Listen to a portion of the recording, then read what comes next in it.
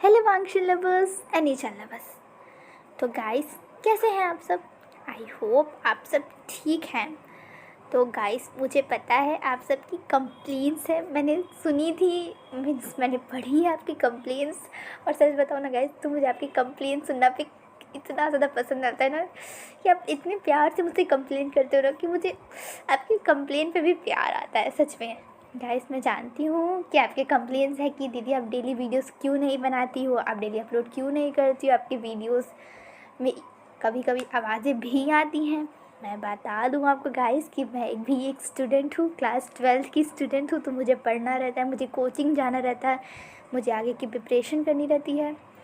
पर मुझे वांगशी इतना ज़्यादा पसंद है ना कि मैं उनके लिए मैं स्पेशल से अलग से एक टाइम निकालती हूँ जिसमें मैं आपके लिए वीडियोस बनाती हूँ और अपलोड करती हूँ।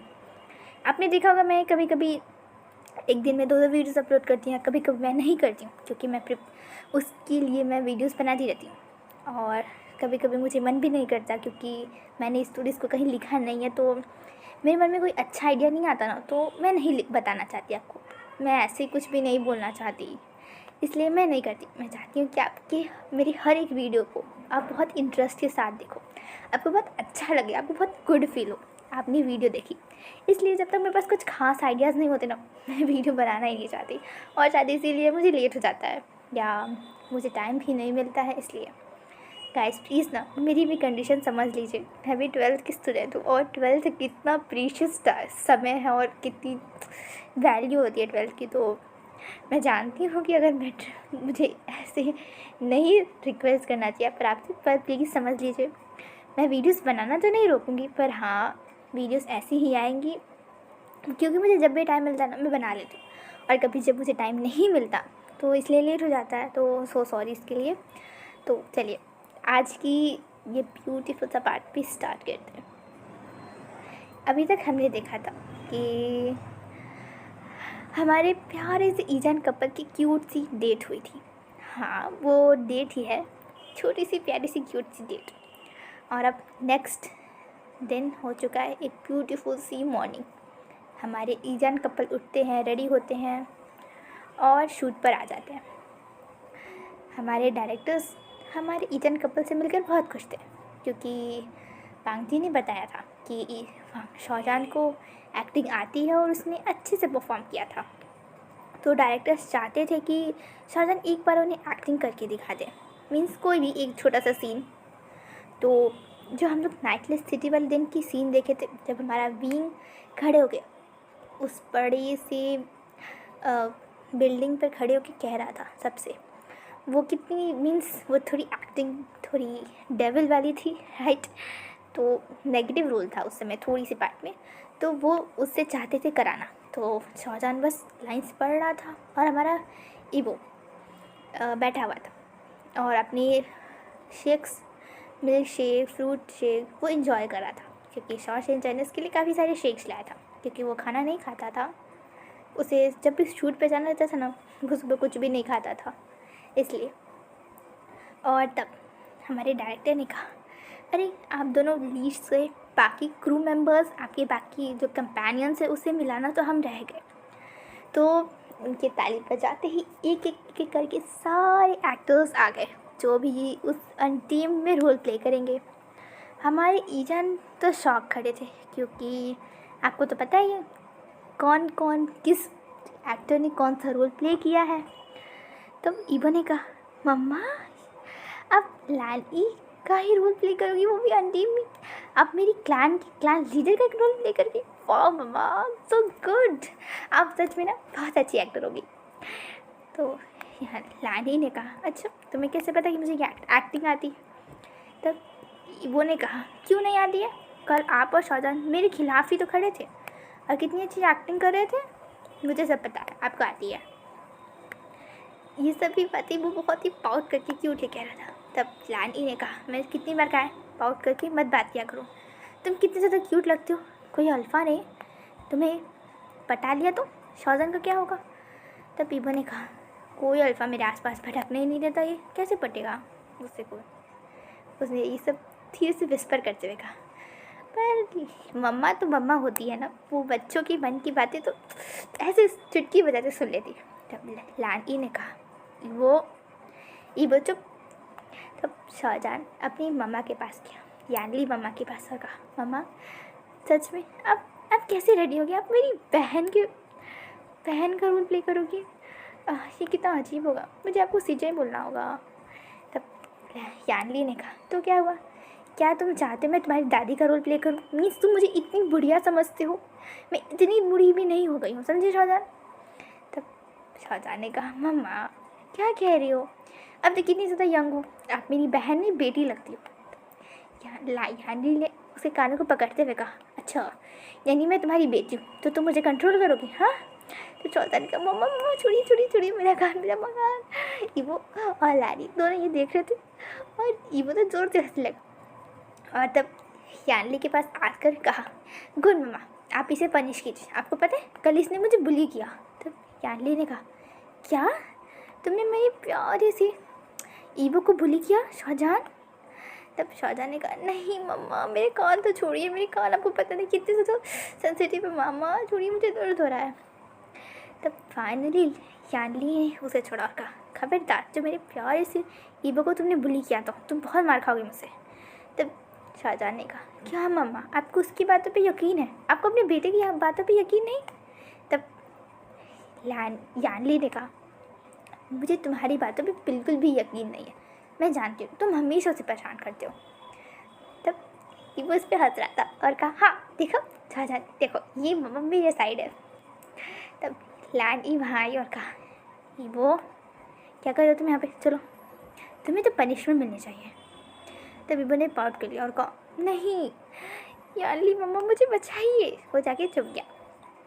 यहाँ क्यूट सा फैमिली सीन हो रहा था। तब डायरेक्टर ने कहा बस हो गया, अब सारे क्रू मेंबर्स इंट्रोड्यूस हो जाए। तो सभी से उनका इंट्रोडक्शन हुआ। आप एंटीम के कैरेक्टर्स तो जानते ही हैं, पर वहाँ कोई और भी थे। वहाँ पे शुशे था और मेंग्याओ से तो किसी को कोई दिक्कत नहीं थी। मेंग्याओ और शुशे दोनों ही एक्टर्स थे। मेंग्याओ एक ओमेगा था और शुशे अल्फा, आपको मैंने बताया ही है। तो शाहजहान ने इस पर गुस्सा आ गया, कहा डायरेक्टर अंकल आप इसे यहाँ क्यों लाए? शुशे को देखते हुए कहा। तब डायरेक्टर ने कहा उससे कंट्रैक्ट साइन हुआ है और चाहे जो हो जाए मुझे उसे एक रोल तो देना ही होगा ना, और तो मुझे इस मजबूरी में से ही इसे ये रोल देना पड़ा।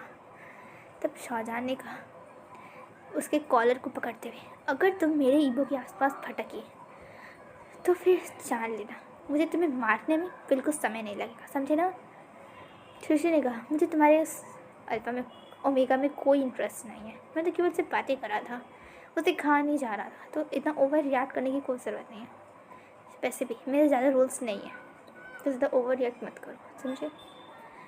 दोनों अल्फ़ा के अंदर लड़ाई होने ही वाली थी। तब लैंसी चैन दोनों के बीच में आया और कहा बस करो, अभी हम लोग यहाँ आए हैं क्योंकि हमारे कॉस्ट्यूम की हमारी ड्रेस के लिए साइज़ देना है, और साइज़ देने के बाद जब तक हमारा रोल नहीं आता तब तक हम में से यहाँ बहुत कम ही आएंगे। तो शाहजहान तुम्हें फ़िक्र करने की ज़रूरत नहीं है, मैं ईबो के पास खास बॉडीगार्ड्स रखूँगा जो हर तरीके के जर्म से उसे प्रोटेक्ट करेगा। लैंसी चैन ने जर्म्स वर्ड स्पेशली शुशे के लिए यूज़ किया था और शुशे भी समझ रहा था, पर उसने कुछ भी नहीं कहा। और तब वहाँ हमारे कॉस्ट्यूम डिज़ाइनर आए, वो और कोई नहीं हमारे प्यारे से नी होए सांग और उसकी एक बीटा असिस्टेंट है जिसका नाम लू है। वो उन दोनों ने ही सबको ग्रीट किया और तब डायरेक्टर ने कहा लू और नी होए सांग आप दोनों प्लीज़ इन सब की साइज़ ले लीजिए और जल्दी से जल्दी हमारे सारे कॉस्ट्यूम्स हमें भेज दीजिए। तब नी होए सांग ने कहा हाँ वैसे भी मैं भी पार्ट तो लूँगा ही, इसलिए मैं सारी डिज़ाइंस खुद से डिज़ाइन करूँगा और बहुत अच्छी कॉस्ट्यूम्स बनाऊँगा। तो डायरेक्टर ने कहा ठीक है आज आप सबकी साइज़ ले लीजिए और मैं कुछ देखता हूँ सेट पे क्या कम है, मैं सब देख लेता हूँ, तो मैं चलता हूँ यहाँ से, आप तब इनका सारा साइज़ ले लीजिए। नी होए सांग इसके लिए रेडी हो गए थे और तब हम लू को देखते हैं। लू एक बीटा है और वो ईवो के पास जा रही थी उसका साइज़ लेने के लिए। नी होए सांग ने कहा था ये साइज़ लेने के लिए उसे, तो वो ईवो के पास जा रही थी। शाहजहान का साइज़ नी होसांग ले रहा था।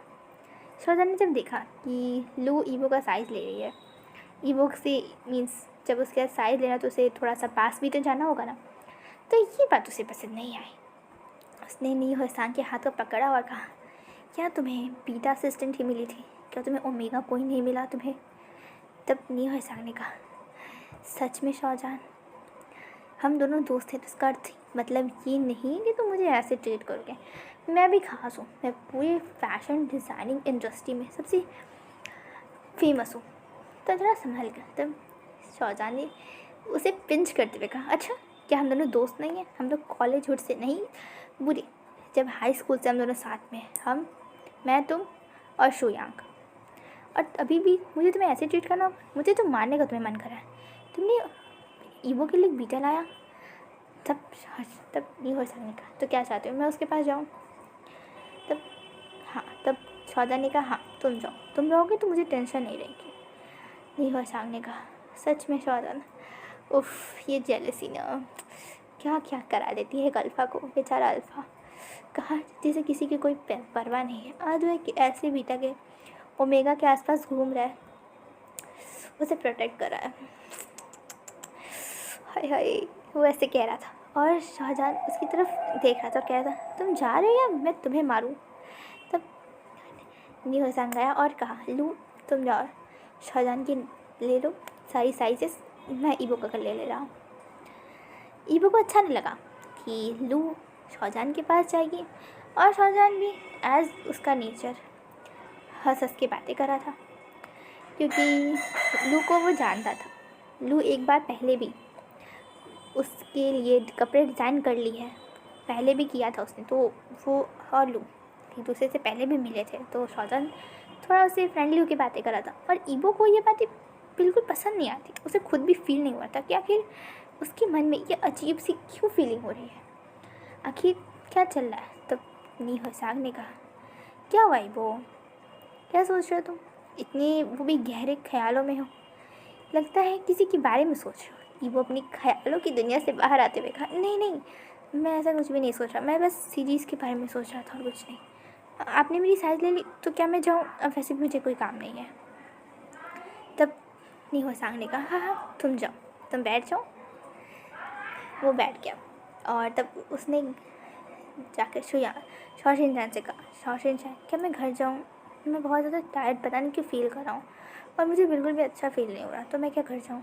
तब शॉशिनचैन ने कहा, ईबो ऐसा करो, तुम थोड़ी देर जाके बाहर बैठो, मैं अपनी साइज़ देख के जल्दी से आता हूँ, ठीक है? और बॉडीगार्ड्स तुम जाओ, ईबो को फॉलो करो, ईबो जहाँ जाता है उसके पास रहना, उससे दूर नहीं जाना। उसने ऑर्डर्स दिया सारे बॉडीगार्ड्स को। और हमारा ईबो अपनी आदत की तरह कहाँ गया जाएगा? आइसक्रीम पार्लर पे। आपको पता ही है ना, आइसक्रीम आइसक्रीम आइसक्रीम, तो वो तो सबको खींच लेती है अपनी तरफ, क्या बड़े क्या बच्चे। और हमारे ईबो वो तो बड़ा हो गया, भी बच्चा ही है, तो उसे आइसक्रीम तो पसंद ही है, तो वो सीधे आइसक्रीम पार्लर पे गया।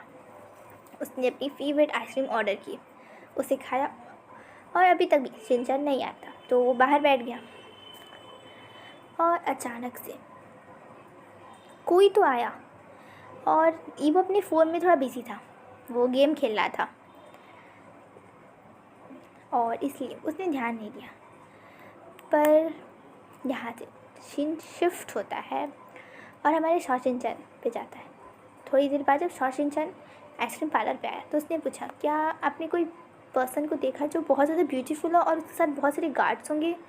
तब एक लड़की ने कहा, वेट्रेस ने कहा, हाँ वो पर्सन जो बहुत ज़्यादा हैंडसम है ना, सच में वो मुझे बहुत ज़्यादा पसंद आया। वो बाहर ही तो बैठे थे अपने बॉडीगार्ड से, अचानक से कहाँ गए? अभी तो नहीं थे।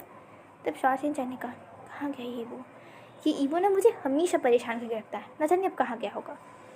वो बाहर ढूंढ रहा था, वो आधे घंटे से ईबो को ढूंढ रहा था, पर ना ही ईबो का फ़ोन लग रहा था और ना ही ईबो मिल रहा था। वो बहुत ज़्यादा घबरा गया। वो जल्दी से गया और लैंसीचैन से कहा, लैंसीचैन को ईबो नहीं मिल रहा है। तब सिचान कहा, क्या ईबो नहीं मिला? पर वो तो बाहर बॉडीगार्ड्स के साथ गया था ना। हाँ तो फिर कहाँ गया वो? तब शॉशिनचैन ने कहा, मुझे नहीं पता, मुझे तो उसके बॉडीगार्ड्स भी नहीं दिख रहे हैं। थोड़ी तब ये बातें कर रहे, तभी सारे बॉडीगार्ड्स दौड़ते दौड़ते वहाँ आए और कहा, शॉशिनचैन जी सुनिए, वो सभी यंग मास्टर को कहीं लेके गए हैं। वो young master hello Wangxian lovers, एनी-chan लवर्स। तो गाइस आज के लिए बस इतना ही। मैं जानती हूँ आखिरी का पार्ट आते आते तक थोड़ी सी टेंशन आ गई है ना, कि आखिर ईवो को क्या हुआ और वो कहाँ गया और बॉडीगार्ड्स यहाँ है, ईवो कहाँ है।